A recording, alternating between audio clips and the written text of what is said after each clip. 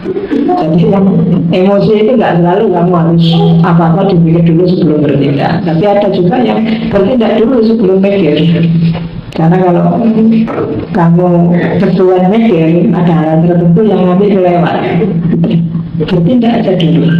Kadang-kadang gitu dalam banyak hal.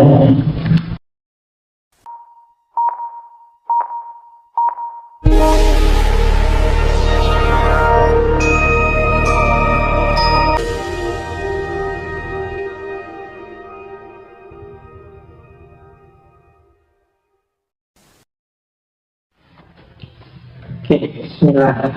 Assalamualaikum warahmatullahi wabarakatuh. Bismillahirrahmanirrahim. Alhamdulillah. Assalatu wassalamu ala rasulillah wa ala alihi wa ashabihi wa mawalah.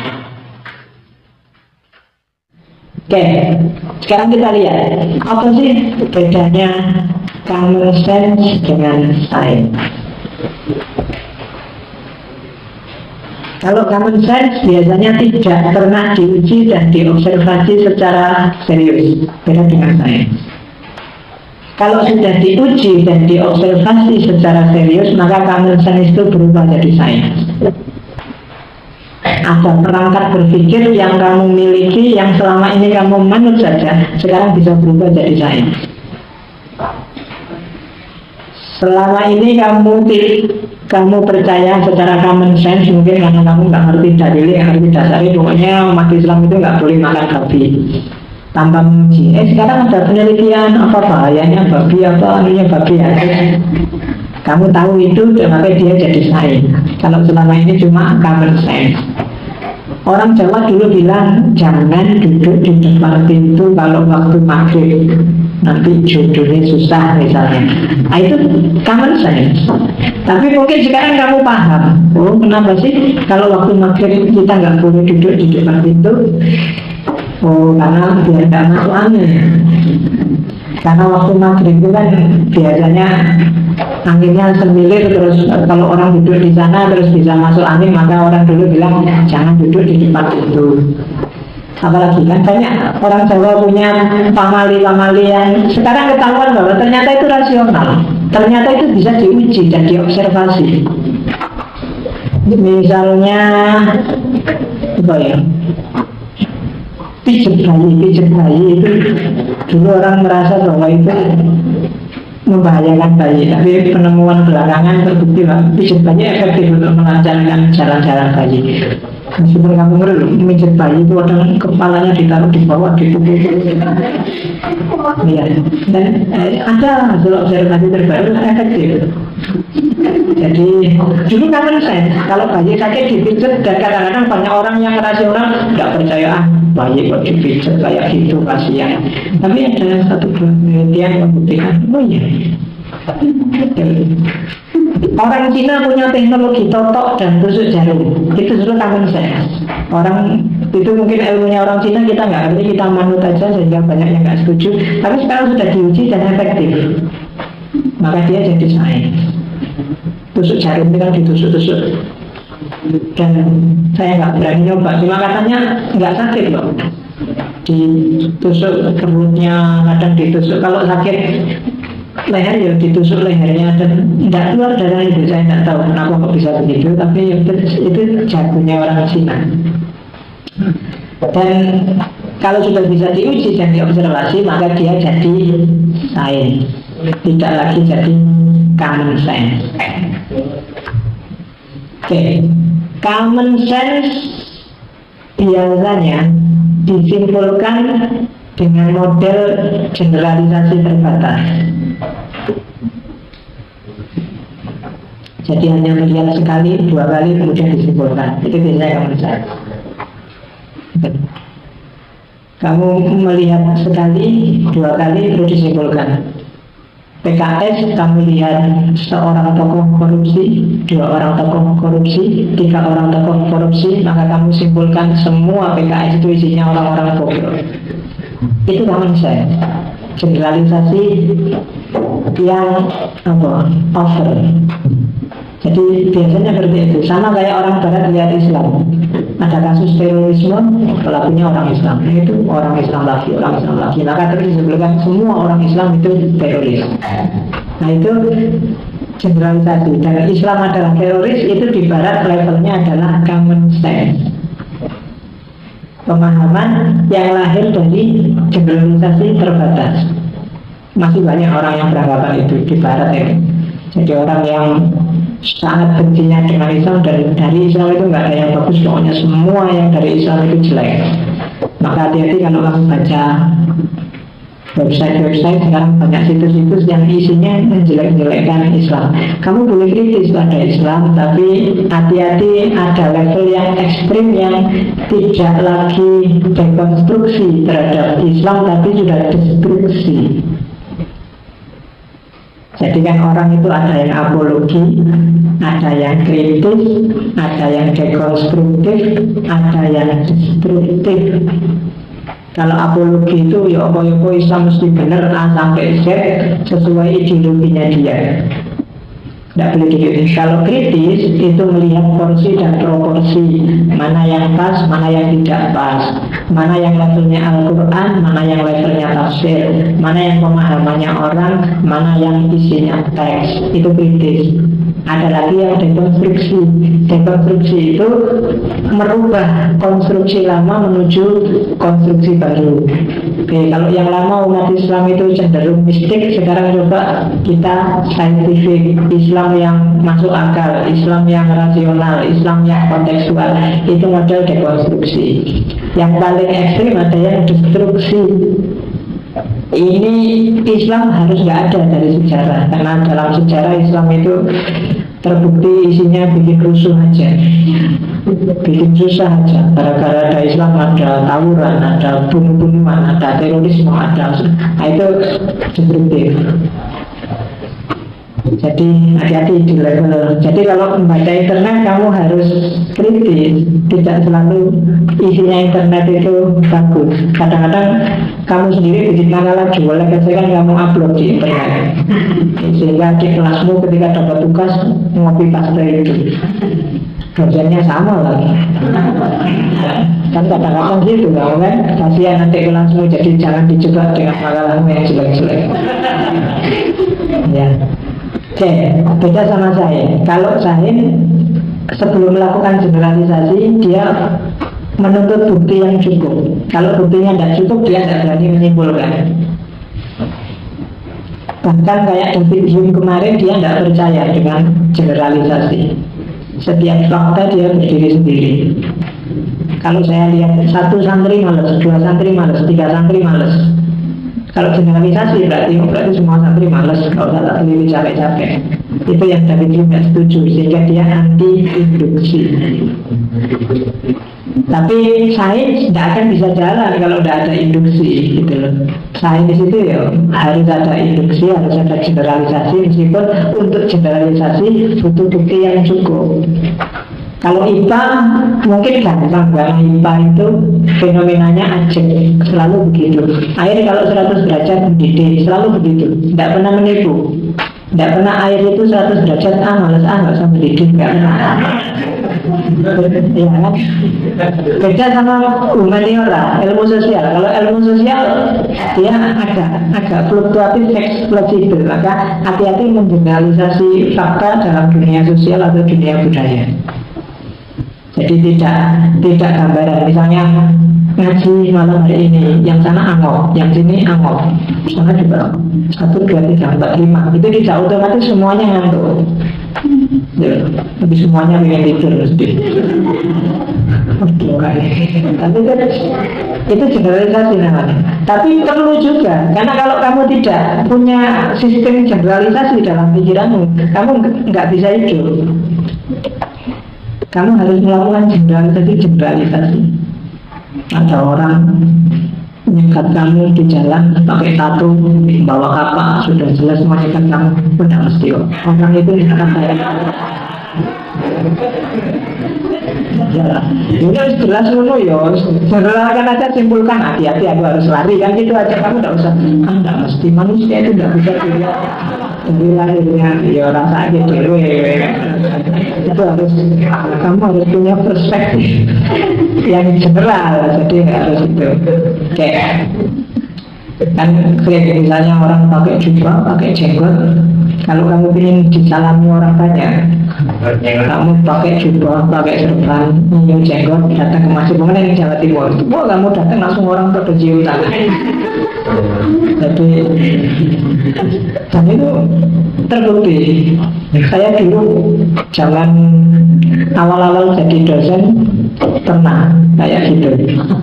Bukan saya, jadi aku diundang pengajian, yang undang santri di pondok, dijemput, kok bicara yang jemput itu kayak si Ain ini pakai kopi yang putih, kalau putih lah aku yo jaketan kayak cahilan.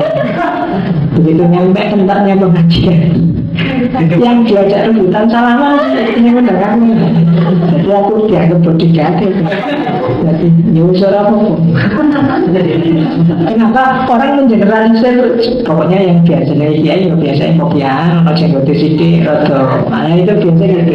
Cara berpikir mengeneralisasi itu masih penting. Saya dulu di Masjid Bawok malah disuruh masak Peter.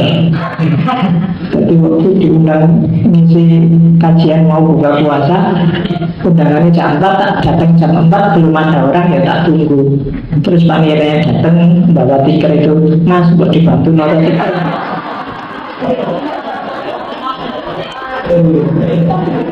Satu sekali. Apa tadi? Kiai ini digunakan itu. Ya, kisah selanjutnya nanti. Oke, itu di Masjid Bawok zaman awal-awal dulu. Pernah juga saya diusir satpam sapir square hotel itu. Jadi merupakan seminar internasional, kasusnya sama. Dimulai jam 8, saya jadi narasumber kok ya tekone kawalan gitu loh jam 8. Karena ada laptop nganggur di ruangan itu, tak dolanan laptop. Satpamnya mas, jangan main-main gitu. Tempatnya orang diskusi, orang-orang besar sampai main-main di situ.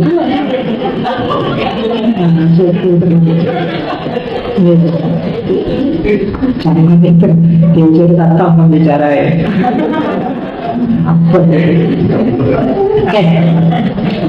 Cirinya common sense yang ketiga adalah kita untuk common sense biasanya milih objek sesuai kebutuhan kita. Pengalaman itu kita seleksi sesuai yang kita butuhkan. Kita tiap hari mengalami banyak sekali fakta, tapi kan yang kita masukkan kita jadikan pengetahuan, dan kita pilih sesuai kebutuhan kita.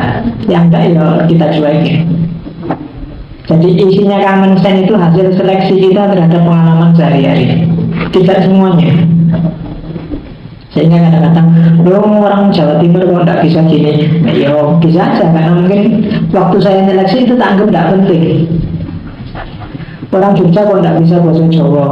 Oh, mungkin itu waktu seleksi atau dalam masyarakat itu tidak dianggap penting, jadi tidak beredar di sekelilingku dan aku tidak bisa menangkap. Jadi aku Jogja tapi tidak bisa ngomong Jawa gitu.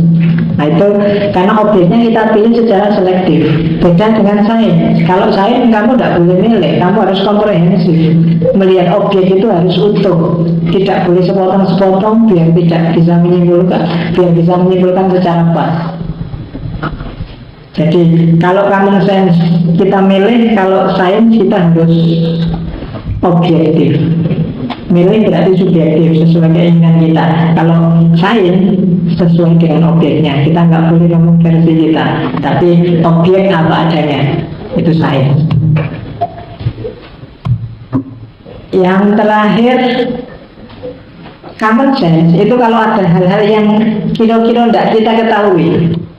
Biasanya kita ngisi titik-titik yang tidak ketahui itu dengan ngeramal, menebak-nebak, mengira-ira sesuai wawasan kita selama ini. Itu common sense biasanya. Jadi misalnya, kok bisa ya kita harus puasa pada hari kita lahir di weton kita. Itu biasanya kalau kita nggak nemu jawabannya, biasanya kita nebak-nebak. Oh mungkin hari di mana kita weton itu hari ketika itu nebak-nebak. Jadi kalau ada titik-titik yang kita nggak paham, kita ngarang. Beda sama saya. Kalau nggak ada bukti, kita nggak boleh ngomong apapun. Kalau nggak ada argumen, kita nggak boleh ngomong. Itu sains. Ciri sains yang keempat. Yang terakhir, ya, kalau common sense kita terlibat secara personal, emosional. Sementara kalau common sense kita terlibat secara personal, kalau sains kita di luar objek. Jadi kita ada di luar gelanggang melihat secara objektif dengan norma ilmiah, bukan dengan opini kita. Tapi kalau common sense, kita ikut terlibat di situ. Sebagai orang Jawa, kamu terlibat di situ dengan kejawaanmu. Sebagai orang Jogja, kamu terlibat dengan kejogjaanmu. Itu isinya common sense. Tapi kalau saya kamu ambil jarak terus melihat secara objektif. Maka untuk bisa objektif, kamu ambil jarak. Apapun itu. Kalau kamu terlalu dekat, biasanya nggak bisa objektif. Kalau kamu mengerti pacarmu cakep apa enggak, jangan terlalu dekat. Iya, kalau terlalu dekat nggak kelihatan. Harus ada jarak sedikit, baru kamu ngerti. Iya, apa-apa itu kalau kamu terlibat itu biasanya sudah subjektif, nggak objektif lagi. Kalau terlalu mepet itu kan, sebelum ciuman itu kelihatan pacarmu cakep apa enggak. Tapi kalau sudah ciuman nggak ada urusan dengan cakep dan lain-lain. Ya kan, karena nggak ada jarak sudah. Kalau nggak ada jarak sudah subjektif. Gitu. Jadi personal dan emosional. Maka kamu marah-marah kalau kelompokmu dikritik orang. Kenapa? Karena kamu terlibat secara personal dan emosional dengan kelompokmu. Kalau ingin objektif, coba agak menarik sedikit. Detachment. Kira-kira masuk sih ada harus marah orang kritik kayak gini, jangan-jangan dia benar. Itu ngambil jarak. Kalau kamu masih terlibat di situ ya mesti marah. Sama kayak kamu punya adikmu gegeran sama temennya kan. Kalau kamu tidak objektif kan mesti kamu bela adikmu. Adikku dipukulin kurang ajar, kamu mesti peduli amat masalahnya apa, kamu ikut turun belakang dia. Kamu bantu adikmu memukuli lawannya, nanti kakaknya dia datang karena lebih besar terus kamu lari. Oke, nah itu kamu selesai karena kamu tidak objektif, karena kamu terlibat. Beda dengan saya. Terakhir, ketika kamu terlibat, maka common sense itu sebenarnya dimensinya sebagian besar adalah dimensi emosional, dimensi personal. Dan itu common sense, maka dia adalah salah satu teori dalam menjelaskan emosinya manusia. Itu tak kasih contoh. Jadi teori emosi itu ada 4, yang salah satunya common sense. Saya tidak tahu menurut kamu yang benar yang mana. Cuma definisinya tak buat, cuma tak kasih contohnya. Biar kamu paham kayak gimana sih common sense itu. Jadi ada 4 teori. Ada teori common sense. Yang pertama ada teori James Lange, ada teori Cannon Bart, ada teori Sachter. Itu teori emosi. Contohnya ketemu ular. Ini yang ngerti mesti orang psikologi. Kalau common sense itu begitu kamu ketemu ular, terus kamu merasa takut, selalu teriak dan lari. Kenapa? Karena secara common sense yang muncul di kepalamu, ular itu menakutkan. Ya kan? Oke, kecuali kamu mau ular. Urusannya beda nih. Beda sama teorinya James Lange. Kalau James Lange ketemu ular, kamu nggak mikir dulu, pokoknya ketemu ular teriak dan langsung lari, ular langsung lari terus balik. Ini takut. Itu teorinya James Lange. Kalau teorinya Cannon Bart, ketemu ular terus mikir, terus begitu mikir langsung takut dan lari. Lari, begitu mikir, jadi takut dan larinya bareng. Yang terakhir Sachter. Kalau Sachter ketemu ular nggak ada mikir, nggak ada takut, lari dulu. Terus setelah lari baru dipikir, ular ya, kalau digigit takut. Ya, tanggapan emosi apapun itu, apakah itu emosi itu selalu begitu, apakah dari persepsi terus berpikir terus bertindak, ada yang dipersepsi bertindak dulu terus diangen-angen dipikir, ada yang persepsi dan bertindak otomatis terus mikir, ada yang mikir dan bertindaknya bareng. Nah, itu pengelolaan emosi. Dalam hal tertentu kadang-kadang kamu perlu mikir dulu baru bertindak, tapi dalam kasus yang lain kamu harus bertindak dulu sebelum mikir. Nggak selalu mikir dulu itu bagus. Dalam konteks darurat kamu harus bertindak dulu. Apa ya contohnya? Misalnya pengetahuan refleks. Refleks itu kamu harus bertindak dulu, dan itu otomatis sudah, nggak cuma common sense, itu natural. Kamu jalan tiba-tiba nginjek rokok yang masih nyala, kan otomatis kakimu nggak, kamu kan nggak mikir dulu,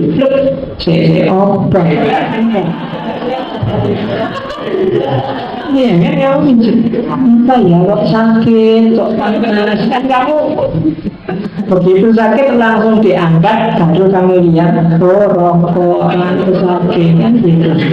Kamu kan nggak mikir dulu, ini kok sakit, observasi dulu. Jadi yang emosi itu nggak selalu kamu harus apa-apa dipikir dulu sebelum bertindak. Tapi ada juga yang bertindak dulu sebelum mikir. Karena kalau kamu keduluan mikir, ada hal tertentu yang nanti kelewat. Bertindak aja dulu. Kadang-kadang gitu dalam banyak hal. Oke. Itu common sense untuk hari ini.